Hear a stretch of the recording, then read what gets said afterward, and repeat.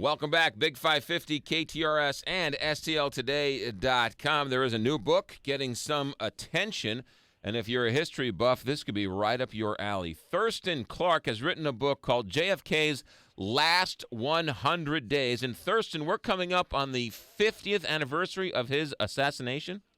That's correct, and not only that, but every day, the day of the week, keys in with a day in 1963. So he was assassinated on a Friday, and the 50th anniversary of his assassination is also going to fall on a Friday this year. So you write it as literally the last 100 days, what he did day 1, day 2, day 3, all the way up to his final days. That's right. I have a short prologue, which starts about a week earlier with the death of his infant son, Patrick, because that had a big effect on his personal life in the 100 days. But otherwise, it's a countdown. How did you go about researching this? I used, there's several good sources. Of course, a lot of the people who knew him have passed away, but there are wonderful oral histories in the Kennedy Library, and some of them have been used a lot, but there's so many that some are kind of really literally virgin. Also, Kennedy recorded conversations in the Oval Office, not every conversation, but conversations that he thought were historically important. He wanted to use them in writing his memoirs so that he planned to write the best memoirs of any president, I think, certainly since Ulysses Grant. And he wanted to beat out the other advisors. He knew that Schlesinger was a historian. Arthur Schlesinger was probably going to write something. And he would be the only one who had these tapes. So you have the taped material, which has been released over the last decade or so by the Kennedy Library. Huge advantage there for someone writing about Kennedy now. And Jackie's oral history was just released a couple of years ago and published. Although it's, of course, it's not the entire oral. It is the entire oral history, but it's. There are a few things that have been left out. But even more important, the recordings from the Kennedy Library, the transcripts don't have everything that he said in them. So I listened to the transcripts. Thurston Clarke, our guest, his new book is JFK's Last 100 Days. Must be like being in a time capsule to go back and hear JFK speak from the Oval Office. It is. You listen to him, these tapes, and you feel as if he's in the next room with you. I mean, the voice, a lot of them are very, very clear, and they come across. And there's some kind of shocking moments, and there's some very amusing moments, too. You see the human side of him and the calculating side of him, the noble side and the not-so-noble side. So it gives you a pretty rounded picture of the man, these tapes. You've tried to do something in this book in which is very dangerous or very hard to do, and that is try to figure out what might have happened if he would have won re-election. I call it, yes. What I'm saying is, if you want to know, I'm more comfortable by saying what he intended to do. And would he have succeeded in doing these things? I think he would have succeeded in doing quite a few of them. He was a man who throughout his life had overcome the odds. He'd become the youngest elected president, the first Catholic president. He'd become a senator in 1952, beating Henry Cabot Lodge Jr., despite the fact that Eisenhower won all of Massachusetts in a landslide. So this was a guy who was used to succeeding at what he did. He became a war hero in World War II. He set out to be a war hero, and so on. But I do say that this is, in the last 100 days, because Kennedy changed so much, the Kennedy of the last 100 days was not the Kennedy who took office in 1961. He had been changed by events. And so I say these are the things that he intended to accomplish in his second term based on what he did in his last 100 days. JFK's Last 100 Days is the book. Thurston Clarke is a well-respected New York Times best-selling author. He's written for Vanity Fair, New York Times, Washington Post, as others. His new book is JFK's Last 100 Days. Thurston Clarke.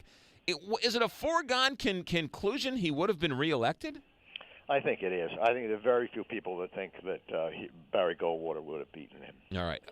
You say, let's start with the personal side. You say that he, after the death of his infant son, that he recommitted himself to his wife and his marriage. I think he made some kind of a private pledge or something. I think that losing this child was something that brought the couple together. Kennedy was really cut up about it. He wept twice at Jackie's bedside, first time when he brought her the news of the boy's death, and second after the funeral, he had been with his son holding his hand when he died. So it had a huge impact on him. And then he said this thing to Jackie about we can't be too sad because it might hurt the work we have to do together. And this use of the word, the work we have to do together, according to Jackie's mother, made a huge impression on her. And you see during these 100 days evidence of their closeness. They hold hands for the first time in public. He flies back to the Cape midweek to see her and spends most weekends with her. He plays golf less and spends more time with his children and with Jackie. So it goes on and on throughout the fall, so that finally we get to the just before they go to Dallas, when Jackie confides in a close friend, and she says, I think we're going to make it. I think we're going to be a couple. I've won.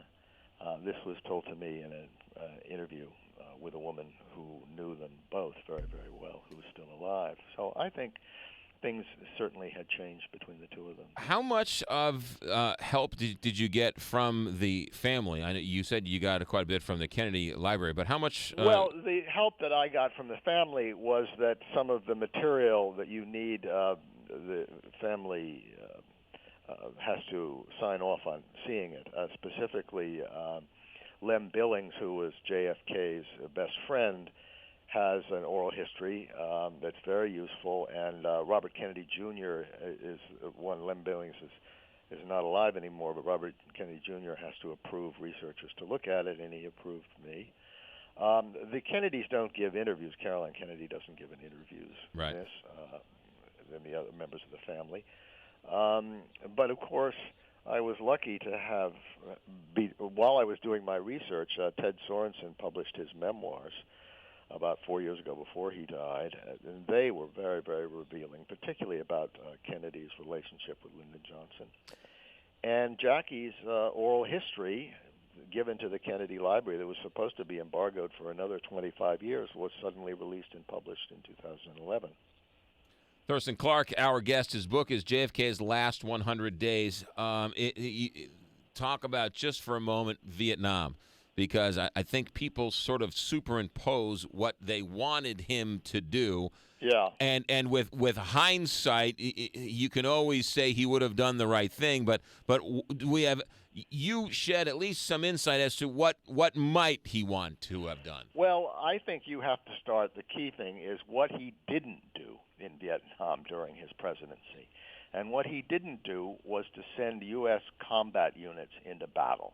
He did increase the number of advisors, but that were military advisors that were sent. His own advisors urged him on numerous occasions throughout his presidency to send combat units, and argued that unless he sent combat units, the communists would win. He refused repeatedly to do that. Maxwell Taylor, who was the head of the Joint Chiefs of Staff, was one of the military advisors urging him to send combat troops.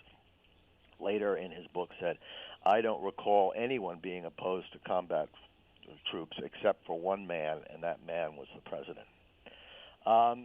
So finally, you also get that finally in the last 100 days, he announces that he's going to withdraw 1,000, that 1,000 advisors are going to be withdrawn, and more are going to be withdrawn in the following year, so that they'll all be up by 1965.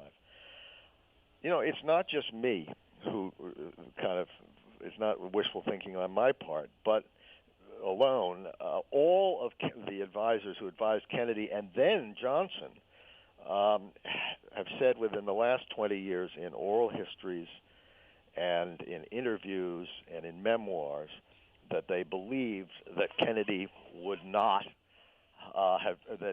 Kennedy in his second term would not have sent combat units to Vietnam. So what was it about LBJ that did and Kennedy did not? Johnson was, as I think it was McGeorge Bundy, or it might have been somebody else said, he was always a one more regiment kind of guy. He was more of a Cold War hawk, but he was also less sure of himself in foreign affairs, more likely to take advice from the generals. Let's not forget that Kennedy became very skeptical and suspicious of the generals after the Bay of Pigs, when they had all recommended the invasion was going to succeed. And, of course, it was a fiasco. It didn't succeed. And after that, he completely lost faith in advice from the military. He was lost faith. He was very skeptical of advice given him by his military advisors.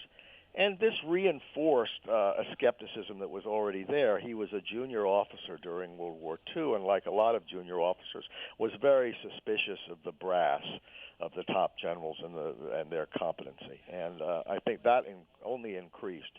So he wasn't going to take advice about Vietnam from the generals. It's the last 50 years, second terms, not counting this current one because we're still in the beginnings of it, but right. The second terms have been bogged down with Bush, with Clinton, and the impeachment. Johnson chose not to run.